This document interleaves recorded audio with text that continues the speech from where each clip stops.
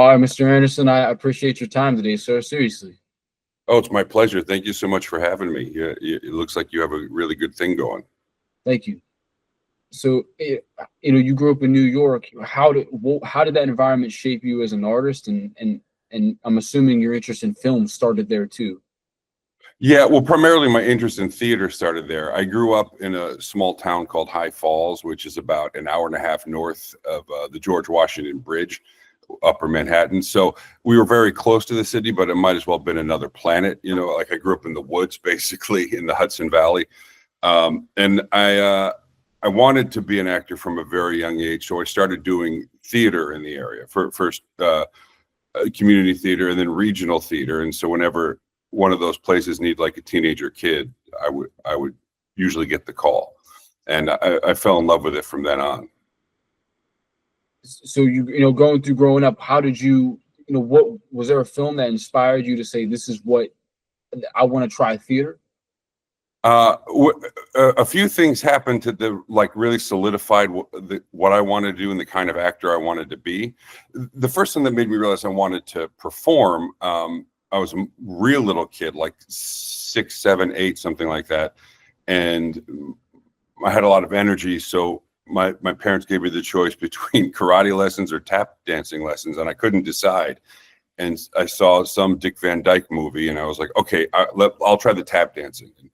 And my first recital when I was 7, I remember coming onto the stage and just feeling the energy exchange between being on stage and being in the audience. I was like, okay, I know what I want to do with the rest of my life now.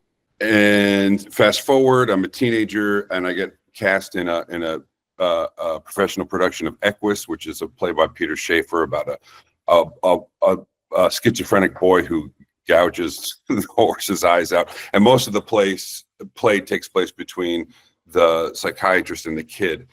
And I had a small part in that production, and I understudied the kid who was a professional actor they brought up from New York City. And I was watching the scenes, the dynamic between the psychiatrist and the kid, I realized how psychological and fascinating acting could be. And then I was like, okay, I want to do that.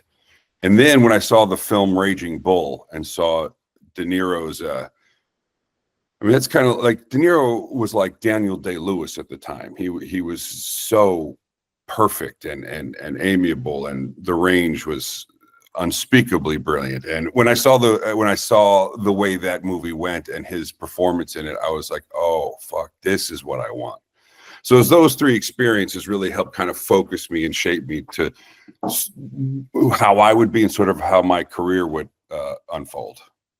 Now, when you're discovering yourself and your interest through that, what is the people around you? Are they supporting you as you're going up and you're doing more?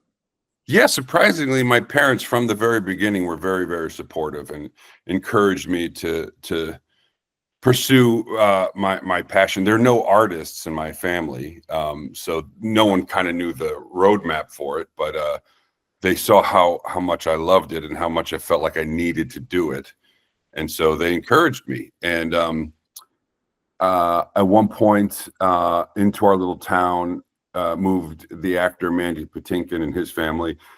Mandy was Inigo Montoya in The Princess Bride, and he was one of the main people in Homeland with Claire Danes. And so he sort of became a mentor to me, and him and his wife would always impress upon me, only do it if you absolutely have to, because this is a cruel, unforgiving business, but if you love it, then that'll sustain you. And that's definitely has borne out. I mean, that's definitely been my experience. And even at this age, I still feel like I have to do it. Could you talk more into your college years as well? Did you do theater in college? Oh, for sure. Yeah. I went, my first bigger professional play was during my senior year of high school. And so I missed my prom and my graduation to do it, and I didn't care. I just, I was so focused. And I went to college, Ithaca College, where I got my BFA in acting, all theater. And I went right from Ithaca to Indiana University, where I got my MFA in acting. And then bounced around, sort of doing really low-paying theater after that, and then got to New York City, and a few years later, finally did my first movie. Now, interesting thing about theater to me is not, and I definitely want your thoughts on this, is when actors do theater, they're taught to project so they can That's right. cast to the very back. When you're That's doing right. films, the mic is right here. Yeah. So, do you have any stories or early experiences where, specifically theater, where you had to adjust to that? Yeah, well, I had to adjust to film because I was doing theater all my life. And I just told the story the other day. My first movie was an Iraq War movie called Redacted that was written and directed by Brian De Palma, who was one of my favorite directors ever. And it was so overwhelming because it was shot in the Middle East. Again, it was the first movie I ever got. And they flew me from New York to Amman, Jordan. First time I ever flew first class in my whole life. And I get there, and the first thing I have to do is this 3-page monologue to the troops. And I'm so nervous. I don't know what I'm going to, I'm just so freaked out. And so you kind of go into fight or flight at that moment. So since I like literally had to go right away, do the scene, my mind as a survival mechanism sort of converted that nerves into like cockiness and arrogance that was totally unearned, but I didn't know what else to do. And so that first take, I was like shot out of a cannon, and I was yelling and screaming, anything. So that's over. And they call cut, and De Palma goes, and by the way, I still hadn't I'd met him at the audition, but we hadn't like been introduced and shook hands or anything. So he's in the chair on the I think on the bullhorn, maybe not. And he goes, okay, Happy, let's try this again. This time, try to keep in mind, you're not in a play.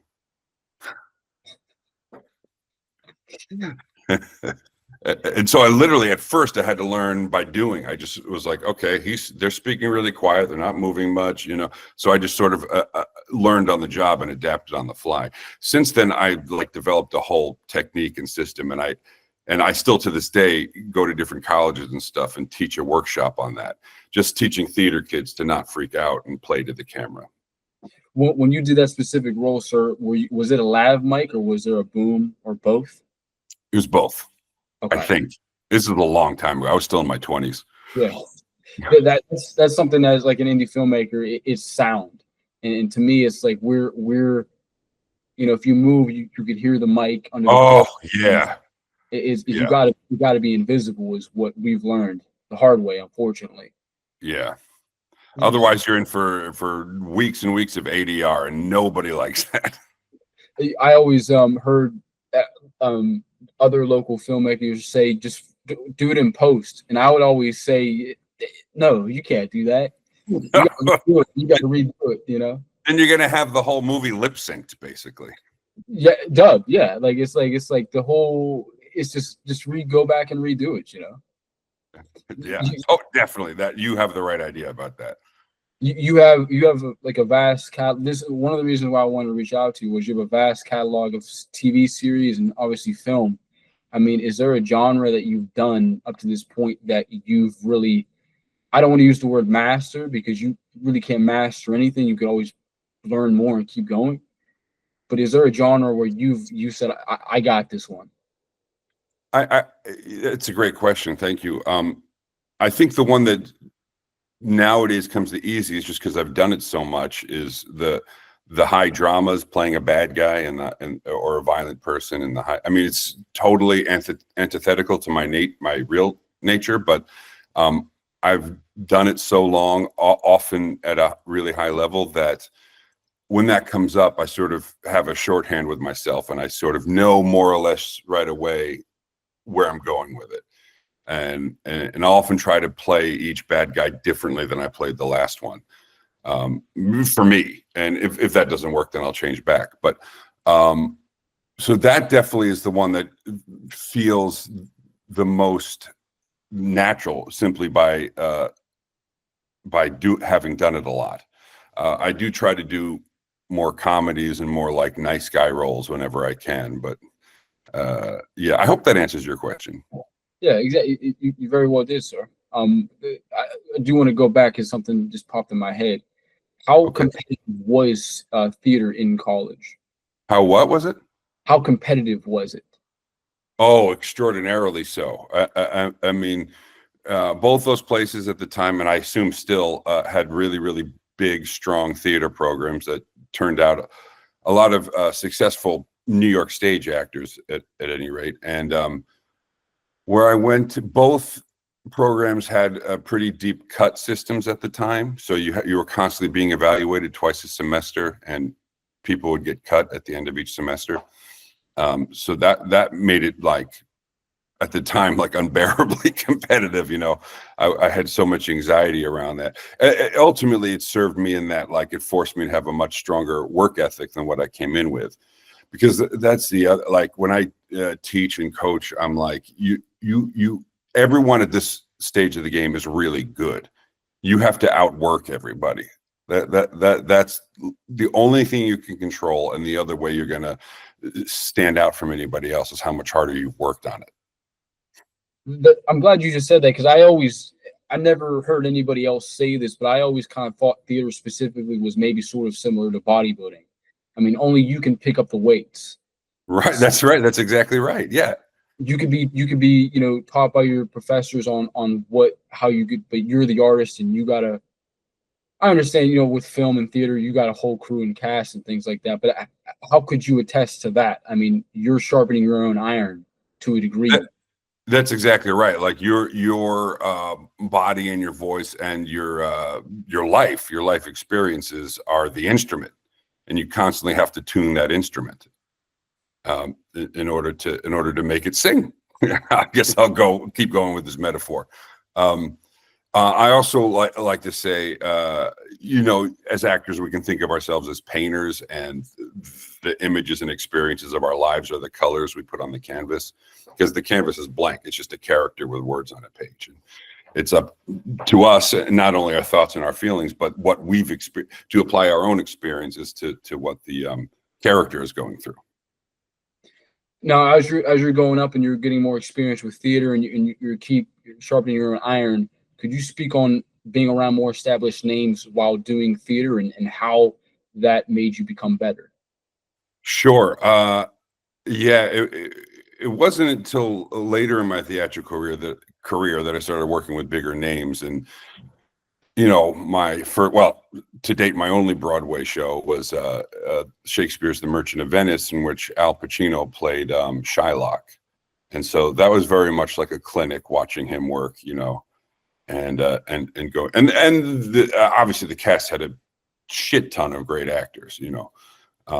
Obviously, specifically him, someone my age, you grow up idolizing a guy like that. So watching the way he would approach a scene, break down a scene, the way he would relate to the other characters was, you never stop learning. And that was a really exciting time for me, certainly in that respect. I want to ask you this as well. I was having a conversation with my buddy the other day regarding this. I know this might be hard to do, but if you had to pick one, would you pick Scarface or Dog Day Afternoon? Dog Day Afternoon, all day. That's what I said. That is exactly what I said. I mean, Scarface, but I mean, they're also two completely different animals. So it kind of depends on like what mood you're in, But correct. Scarface is meant to be. De Palma directed that too, and so that's one of the reasons. That and Carlito's Way and The Untouchables were what made me fall in love with De Palma's movies. But Scarface was set out to be big and pulpy and over the top, and Dog Day Afternoon is so realistic and dramatic and intense, and like when you're in it, you feel like you almost can't breathe at different points. And Scarface is just, you're so entertained the whole time. So yeah, that's what I think. Like I said before we started, so Bright, was one of my favorite films of all time. I understand, this is a big film and there's a lot at work here, and a badass soundtrack equally as great as the film. How do you get involved into this project, and did you think it'd become what it became?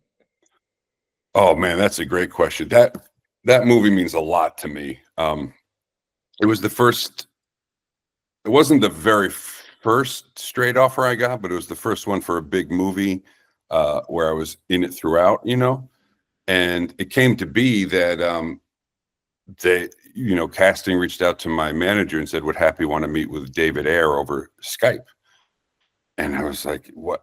I had such imposter syndrome. I was like, how does he even know who I am? Of course I'll meet with him.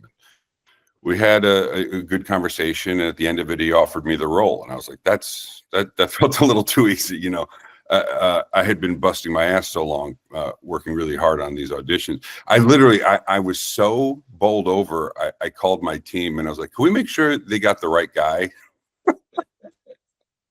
He had seen me in a Soderbergh series called The Nick and another series called Quarry. So even though I didn't believe it, I did have enough work out there that people, took notice of me. And that was the first time I ever felt that.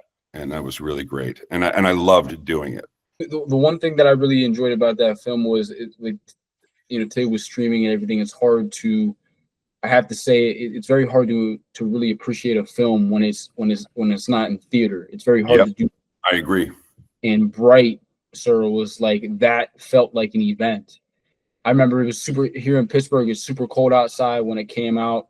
Eggnog just hit the shelves in Walmart, and we just sat down and watched that movie. And the special effects in that are badass. You could feel Training Day through that. Oh, that's fantastic. Yeah. It felt like Lord of the Rings meets Training Day, kind of. Exactly what it was. Exactly that. Do you have, how, even though this is a big film, how tough, was there any tough situations filming this? I mean, there were, but I was having such a great time. It didn't really, I mean, certainly I lived in New York at the time, and I live in LA now, but at the time they brought me out here to LA, and I was here for 5 months working on it. So it was a lot. Also, a lot of Edgar's and I's stuff was cut, and I realized, like, they originally shot like a 4-hour movie and had to cut a ton of stuff.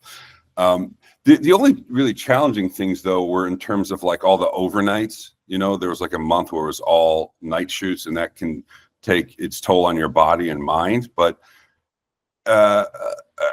in one particular time, we were driving cars at 4 a.m, and we were going throughout Skid Row, and at stoplights, like, people would descend on the car, and I was like, I'm not sure this is safe, but we got through. But like, the actual doing of it was, as I remember, nothing but joyful.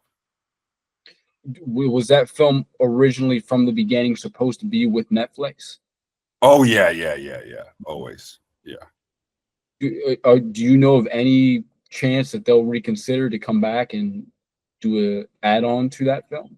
I don't know. I mean, the last I heard anything about it was years ago still, when I did the Bad Boys film with Will, and Will was like, yeah, we're developing it. There'll be another one. And then, of course, COVID happened right after that, and I haven't heard anything since then. I will say, I think Bright, and this is my personal opinion, I think that film definitely is one of those films where it's good on its own, and Cool. You see all these films nowadays with sequels and things like that, and they overdo it. They do.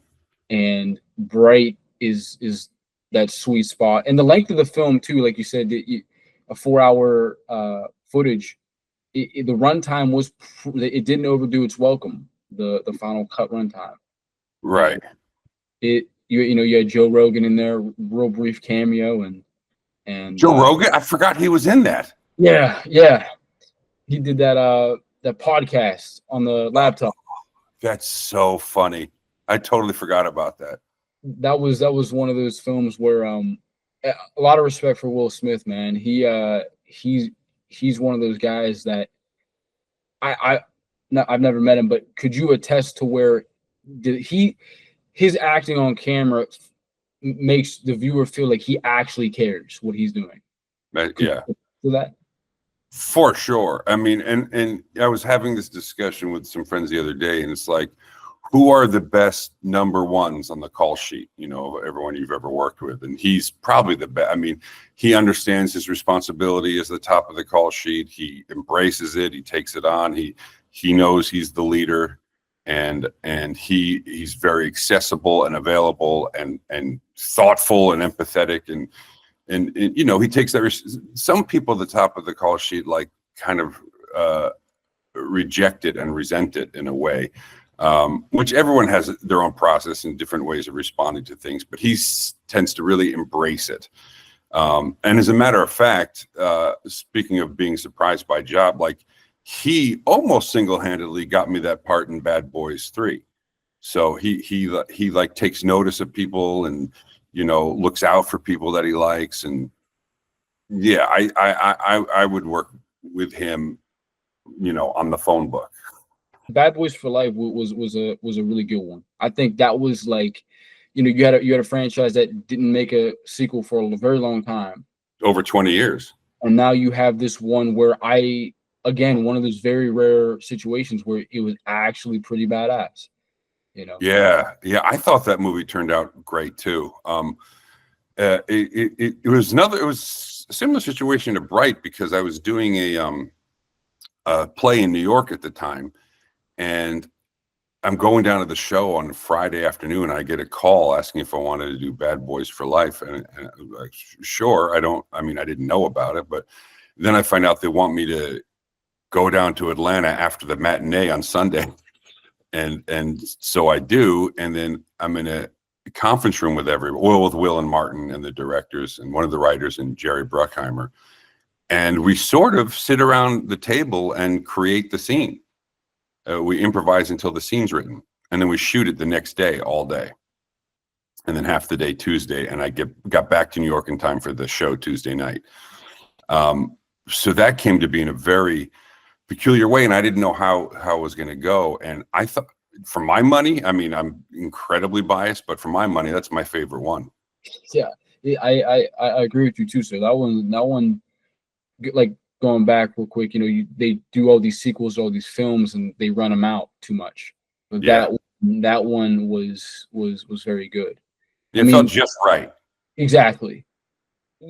Bad Boys for Life, and just I'll include Bright in there too. Maybe more specifically Bright, but when you're reading the script for Bright, did the script convey how dark the film was going to be? Did they For sure. And as a matter of fact, originally it was much darker. Okay.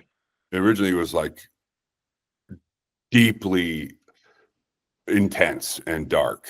And it made sense to take the foot off the gas a little bit for that, you know, just to make it a bit more accessible. But yeah, there was no, in fact, the final product, I was surprised at how not dark it was. Is a lot of the special effects in that film, specifically the blood, was a lot of that practical, or was that a lot of digital? Almost all of it was practical. Okay. Like the exploding building, which they would definitely do digitally now. That huge warehouse was literally blown up. We were there for it, and it was so intense and beautiful. I realize now I was very lucky to be there, you know, for that kind of a thing in a movie. Yeah, but as I recall, my experience was very little of it was digital. A lot of that film too, in the writing sense, is a lot of it doesn't have the expectations that you would think what would happen. I mean, a lot of that film definitely, that's one of the respectful things I think about that project, sir, is it went its own way. And you know, there was some corny lines in there, but what you thought was, like, for example, Will Smith calls his wife and say, "Hey, get out of the city, go." They weren't hostages or anything. They didn't get kidnapped or nothing. They actually left. Yeah. You know? Yeah, that's a And great point. Yeah. things like that, to me, just it's fresh is what I'm trying to convey. Yeah. And kudos to everyone involved with that. That's a mad respectable film, in my opinion. Oh, that's amazing. Thank you. And the soundtrack was, I don't know how loud you bumped the soundtrack, but I was bumping it yesterday. Yeah, But it's a great sound. And Air is great with that. Is great with music in his movies. He's that's a very strong talent of his. what is interesting about there's a track by Snoop Dogg on that album, and it was interesting how they sampled Still Dre. That was that was an Oh, right, right. Oh, that's cool. I forgot about that too. and you I'm gonna have had to watch this movie again. yeah you had a Danger with Marshmello. That's my track. That's a very Yeah, good and then some Logic stuff on there too, and it again, it's very rare. Like me and my buddies talk about this to this day. It's very rare to have a good film and a great soundtrack. for sure. You know, Yeah, I agree. when you're doing all these films, sir, and maybe even reeling it back to theater too. You know, as you're sharpening your iron, doing theater and acting and or theater, film, and shows, how quickly can you adjust to doing each of them differently because they're obviously different environments. Yeah, I think I can adjust pretty quickly at this point, just by sheer practice of having done it for a long time. Sometimes you really need to get there and sort of feel the energy, the vibe of the show and the set before you can really settle into it. But in general, you can pick up tone pretty quickly, and you figure out how they're shooting it pretty quickly, and sort of the technique part of it, your voice and body part of it, you modulate pretty quickly, I think. The hard work is the psychology of it. One of my friends, his name is John Sape. I've known him since kindergarten, and me and him make films together. And he does theater in college. And he recently did a Shakespeare play, and he did great. But something that he told me was they try to stick to the script every night, but they try to make each night its own unique night. That's theater at its best, yeah. What are some ways to make each night unique, even though there is a script? Well, particularly in Shakespeare, you definitely have to keep the words the same every night because you can't improvise that, and it's also most of it's in meter. So if you go off, it'll be pretty obvious. But uh, I mean, the simplest way to put it is just say the words like you've never said them before, like as if it's the first time you're saying these words ever in your life, like as if they're just occurring to you in the moment. So tonality. Yeah, but more like it's more of an organic internal thing. Like act as if these words are just occurring to you right this very second, and that will adjust the tonality. But it's a thing of believing that you've never thought this or said this before. Could you flip the audience's energy and convey that into your vocal as well? Oh, for sure. Yeah, definitely. I mean that's the whole thing about it. Of theater, anyway, I think. He did I believe it was called a Midsummer's Night Dream. Midsummer Night's Dream. Yeah, yeah. Yeah, their version was I'm not inclined too much when people change Shakespeare. I didn't know it was a college set, and Hmm. they had a individual edit the original story, and their version was very colorful and visually, and that I didn't know. Do they do that a lot in theater where they change? Well, Shakespeare, you really can't change because it's anywhere. It can be anywhere or anything. The story stays exactly the same, but the setting can be anywhere, and the occupations can be anything. And if in the story he's a king, you could make it that he's a CEO. You know what I mean? So I think, yeah, every production since they staged them I think have been totally completely different without changing the meaning, the emotional rhythm and the meaning of the piece. But certainly you can make it a different reality. And Midsummer particularly is usually very, very, very colorful. I think I've done that show 3 times now. And so I think I've had about enough Midsummer for a while, um, but yeah, that's usually a colorful kind of crazy, because it also takes place in two different worlds completely. There's the real world and then there's the dream world. So Correct. that's open to any kind of interpretation at all. So in other words, keep the fundamentals the same, but the idea still needs to be conveyed regardless. Is I think so. Yeah. Otherwise, certainly in that case, otherwise there's no point in doing Shakespeare.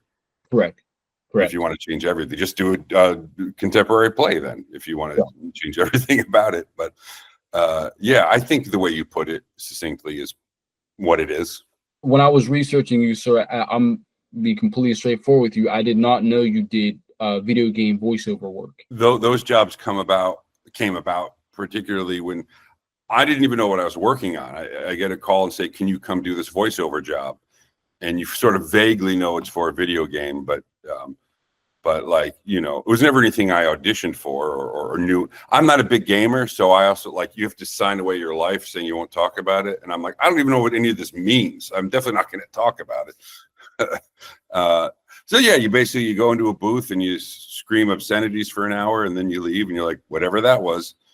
And so a lot of people understandably ask about this, but unfortunately my answers are quite limited because I don't know much about it. I'm assuming maybe they used your voice for like pedestrian. Yeah, for sure. There's one game I know where I'm a character because one day my nephew was playing it and he was fighting me. He found himself fighting me. so and that one I did motion capture for. So the other stuff I have truly no idea what I was. When you did the motion capture, did they have you in the dot suit and everything? Yes. And it was the first time I'd ever done that. I was like, what are we doing?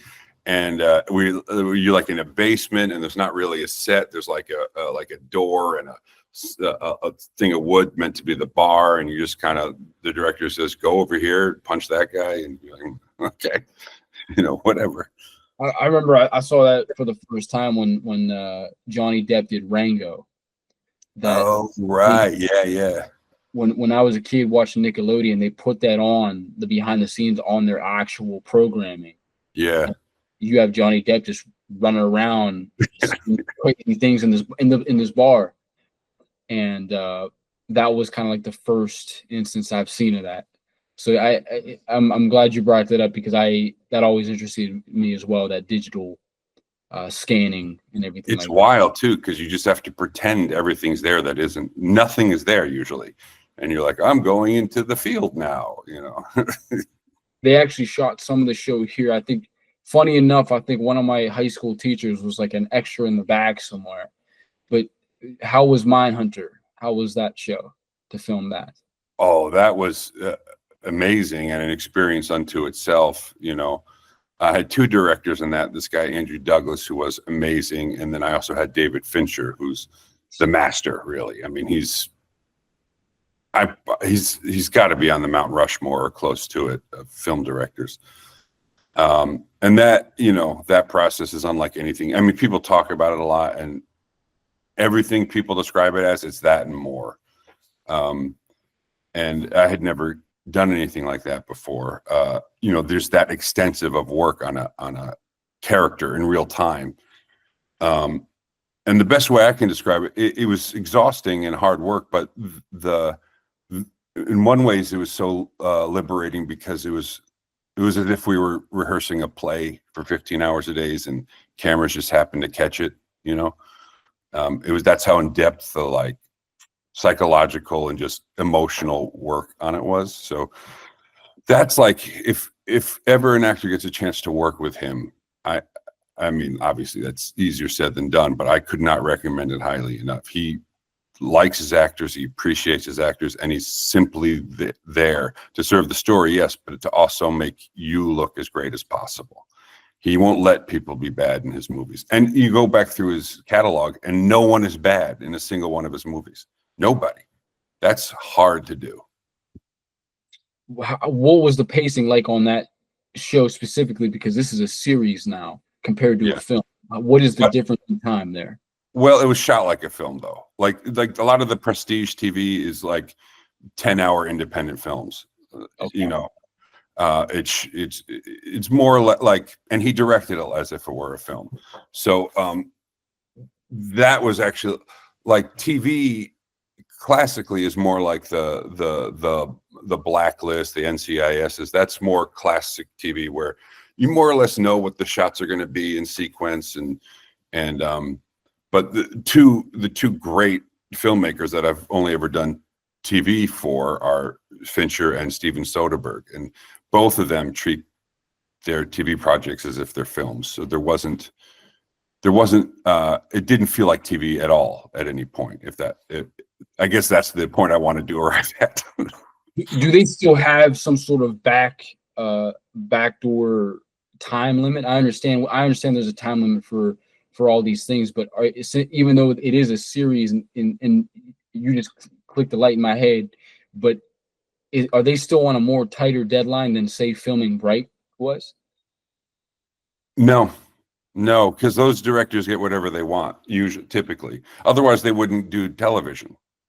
Okay. You know what I mean? Like the coup, I think, as I've understood it and has been explained to me, the coup is getting directors like that, and you're only going to attract them if they, can film it how they want to do it. Because and in the case of Mindhunter, it was he took whatever time he needed, and if we didn't get it, we'd come back again, and it shows in the final product. I think the whole thing is really, really strong and really, really good, and really great in a lot of places too, like fantastic. And I understand that they're good friends too, and Soderbergh is the exact inverse, where Fincher will do 75 takes, Soderbergh will do 2 takes. And both work and both are great. I had a great time with both those guys. I'm glad you said that, because you can't fake quality. Like, no matter the special effects, and even though everyone's playing pretend with these things, I'm glad you said that about Mindhunter, sir, because that's top tier right there, and it's like you said, prestige. It shows that, Yeah, I think so. A lot of those, I think The Wire and The Sopranos were the first ones to do it, but once HBO entered the fray and then later streaming, like TV had to up its game in order to be competitive with each other, and they became like, it sort of filled the space where independent film used to be. And now I think coming out of 2 years ago, the labor disputes and everything, I think now there's going to be a resurgence of independent film, like high quality independent film, but that's still yet to be seen. But I think that's what's coming. I can remember when I was in, I think, the first or second grade, my uncle said, "Hey, you want to rent a DVD from Netflix?" Now it's this whole big thing. I remember the red sleeves. Yeah. I funny enough, I think Redbox just discontinued a couple years ago. They did, yeah. But as an actor, specifically for your experiences and your experiences only, what is the feeling working on these Netflix productions? Well, great, because at least, I mean, I don't think I recently did a Netflix thing, but that was the first one I've done since 2018. So my experience back then was it was a fantastic, because the creators were afforded basically what they wanted, whatever they asked for, they usually got. So you felt very supported, and very much like the filmmaker was going to get to make his or her vision, which is, it's just a cog in the wheel, which is what I am. It's a very, very supportive but also liberating feeling, because you have room to fail, not too much, but you can try big things and crazy things that you wanted to try, and then if you fall on your face, you do it again. What elements do you take from theater and apply to these roles? Well, the fundamentals of it never changes. Like, building a character is exactly the same for any medium, for my money. Breaking down who the character is, how you structure the scene, how you're going to play the scene. The modulation is in the physical embodiment of it. Like to your point earlier in our conversation, you walk out onto a Broadway stage and you have to play way to the back. And you know, so much of the emotionality in theater exists in the body, and in film and TV, it's in the eyes. So if you can use your eyes to work the camera, but also play to your scene partner, that'll make all the difference between a decent performance and a really good performance. How how long did it take you specifically to really understand that? Oh, I think I'm still learning it. I mean, you know, because each project is so different.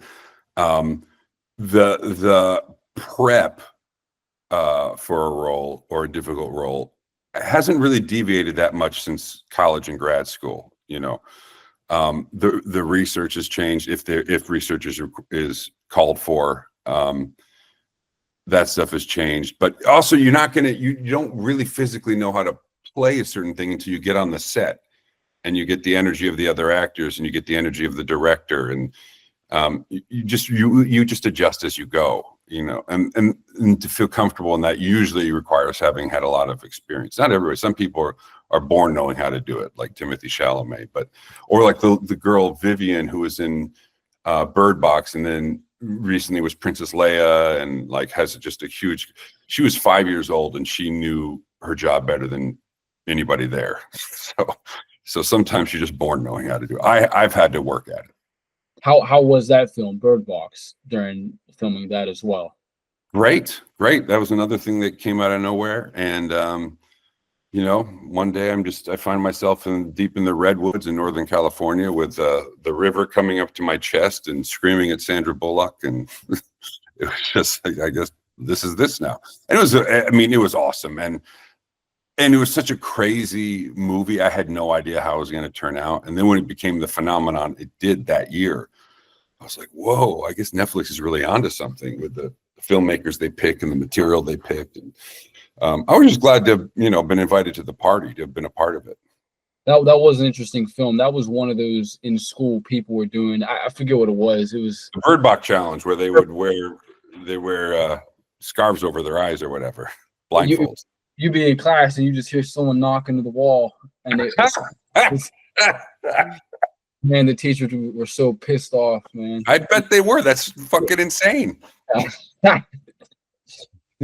Something that is very interesting to me is the psychology of what you know you all do with you know being an actor and making films, is the psychology of like what we talked about, the fundamentals of acting. And there's an example where you worked with Robert De Niro and you've worked with Al Pacino. Righteous Kill, you got to be my favorite one with them, by the way. That one, really? More than Heat? Yeah. Oh, yeah. I'm gonna say that 50 Cent in Righteous Kill too. 50 Cent in Righteous Kill as well. I know, but Heat's like a masterpiece. He's like if Heat isn't number one, it's number two for me. That one. But what I'm want to try to convey is that you're working with these people who are in the game, who are sharpening their iron as well. I don't believe in getting starstruck. I don't believe in anything like that. But what I'm trying to convey is you're now working with people who got a lot of experience. How do you work in that? How do you be in that same neighborhood while showing them I'm Mr. Anderson and I deserve to be here as well? A lot of it goes back to the imposter syndrome. You act like you belong there until you believe it yourself. You know, and in the case of De Niro, you know, I mean, I've idolized him since I'm a little kid. So I was so grateful that he was so cool, so nice, so down to earth, so supportive. And it was like, you know, you always hear that thing, don't meet your heroes. And in that particular case, I was glad I did, you know. And it was so easy and not a big deal that it didn't even hit me that I was doing a De Niro movie until I was off to the side and my stunt double went in for me. And I watched De Niro beating the fuck out of my stunt double. And I was like, oh, I'm in a Robert De Niro movie. Watching myself get beat up. I've gotten to work with Pacino twice, once in a play and once in a movie. So he he's got a totally different process, and it's wild, and he's really cool too. Just to go back, I want to stand up for Righteous Kill for 1 second. Okay. The I grew up with that one. So that one, Yeah. I was on the Hollywood Video Walmart. You had the whole wall of Righteous Kill, and Oh, interesting. there was the hip hop elements to it as well. Right. Now that you said Heat, I don't want to say I'm gonna double back, but the Val Kilmer in that film, man, Oh, Danny Trejo in that. he was beautiful in that. That I hate to say it, I heard they're making a sequel, but I don't know how you would do that. Well, it's gonna be like The Godfather Part 2. It's gonna be a sequel and a prequel at the same time. Okay. What? I'm excited about it, but we'll see how it comes out. You got that new De Niro Fokker movie dropping. Oh my God, yeah. Is that the 4th one or the 5th one? I can't remember. That would be number 4. I think you're right. He again, him and going back to Pacino as well. These guys, it's interesting how they've come to who they've be as well. And it's interesting who they put themselves by to do these films. I mean, yeah, totally. It's like that, like reaching out to you is like speaking to people who have these different colors to their palette that you could learn from, Yeah, and in their 30s and 40s and 50s, they were like, I think had the more range than anybody with the different characters they played. I mean, in the case of De Niro, you go look at just Godfather 2, Taxi Driver, Raging Bull, and then King of Comedy. Have you seen King of Comedy? It's like, and the Joker, the first Joker movie was basically Taxi Driver and King of Comedy smashed together, and that worked too. I thought that movie was beautiful too. But watching how he behaves in King of Comedy as opposed to Raging Bull or Taxi, like he actually looks awkward holding a gun. You know what I mean? Like he's like a totally different human being in that movie. Did you get a chance to see Magazine Dreams? No. What is that? Magazine Dreams is it's a Jonathan Major film where he's a Okay. bodybuilder. Oh, right. That film is like a combination of Taxi Driver meets Joker, and Okay. it's very. I just want to throw it out to you, but that was. When did it come out? March of this year. That was this year. I'm gonna have to check that out. They held it back for other reasons, but that Right. was a great film, and it's all about the isolation, kind of like how Taxi was and Joker, but just the psychology, like just touching, adding on what you said, it's cool psychology of the isolation is an actor, Yeah, for sure. It's a whole nother character in the thing. What was your experience working with Mr. Hardy on Bike Riders as well? That was great too. Yeah, I've been very, very lucky in that a lot of the big stars I've worked with have been really cool. So my first day on that movie was the big fight. I had never met any of these people before, and and it's the biggest. There's the whole cast is there, about 50 extras and 50 crew members. So the pressure was on to get it right, and he was great. He was very comedy. I also was lucky enough to have this guy. Chad is usually my stunt. I always request him as my stunt double, and he usually does it. So he was there, and he takes good care of me too, because he knows like I have a bad back, blah blah blah. But Tom Hardy is so intense and so like in it and so focused that it's easy to get in it too, and like come at him just as hard as he's coming at me, which often is not what I'm comfortable with, but it really worked in that movie, I think. Going back to Will Smith. I got a Venom poster in the back. Hardy seems like a guy that can make everybody feel, just through his role from seeing him on the camera, he seems like someone that could make everyone feel comfortable in executing their jobs too. Yeah. Very few people do it as well and as easily as he does. And nobody, or very, very few people have I seen be able to communicate so much with so little. Sometimes you can't even hear them. when you're acting with them, and then you see it in the movie and you're like, oh my God, that was one of the most intense and beautiful things I've ever seen. When he was doing the Batman movie here up at the field, um, Oh, the Bane thing. yeah, I'll never forget. It was, I think he did Warrior up here too, I but think so. Yeah. he I'll never forget. That was like going back to the event of everything. Like when they did that up at the field. I think that was the old field too. I could be wrong, but I'm just that it was very special to have him here to go all in and to be on Yeah. that and just kill it. You know, Yeah. That must have been really cool. You were there for that? my cousin was. Oh, She okay.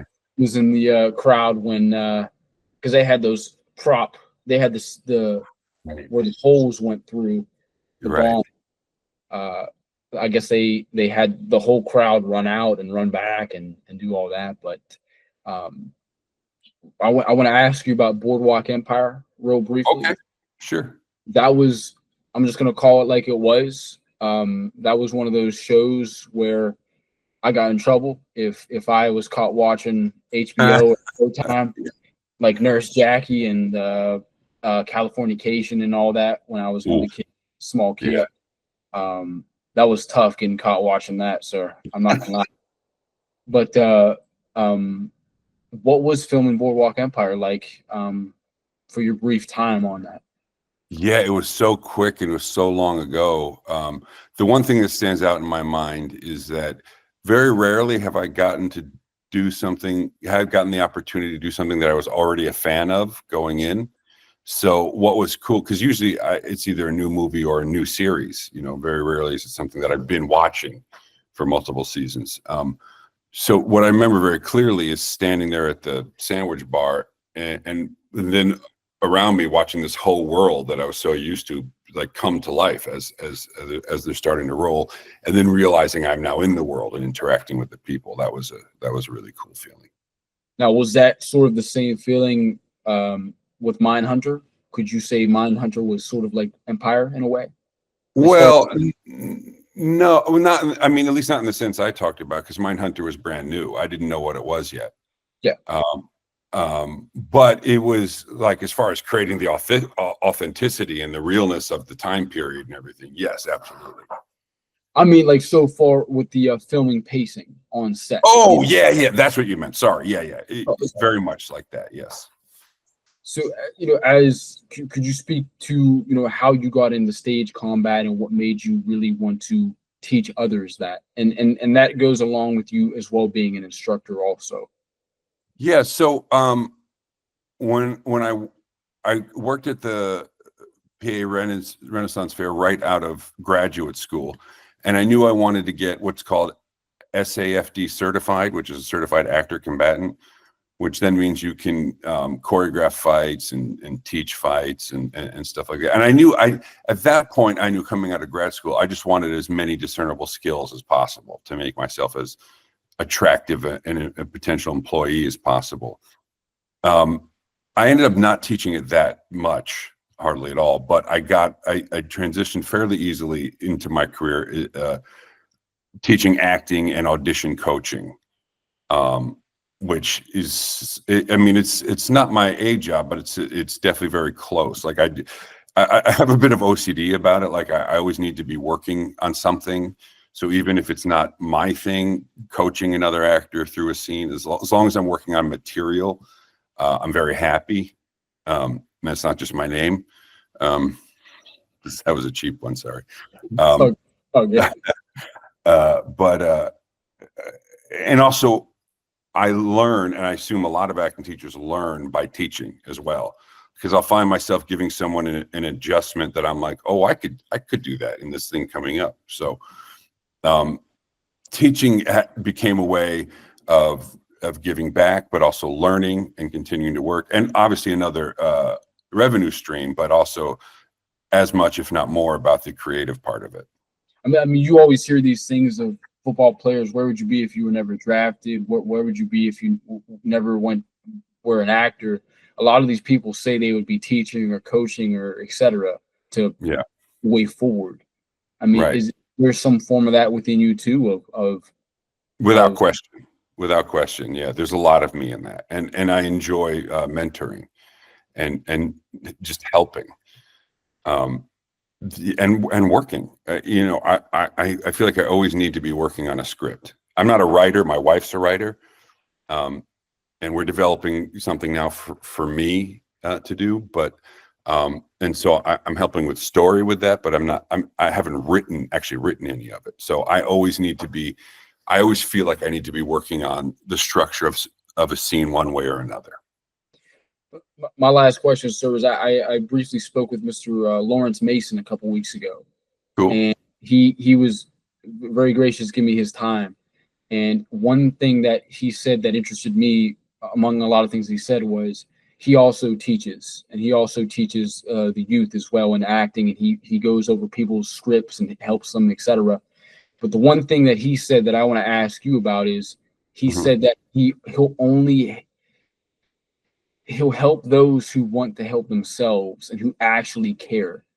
Right. When you're doing the very same that being an instructor, how far will you go if you see someone's really trying, but it's just not coming naturally?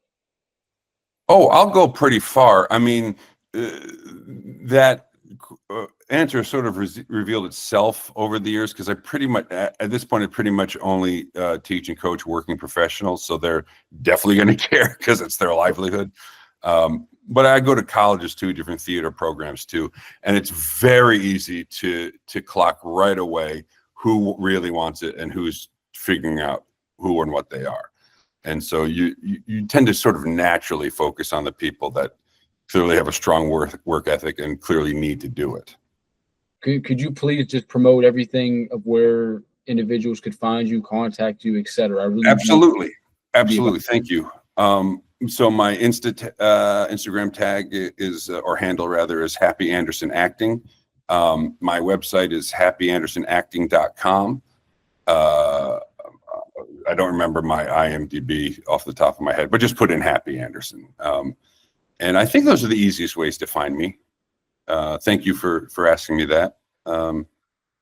Yeah, I think that's it. Absolutely, sir. Mr. Anderson, I appreciate your time, sir. My pleasure. Thank you for having me.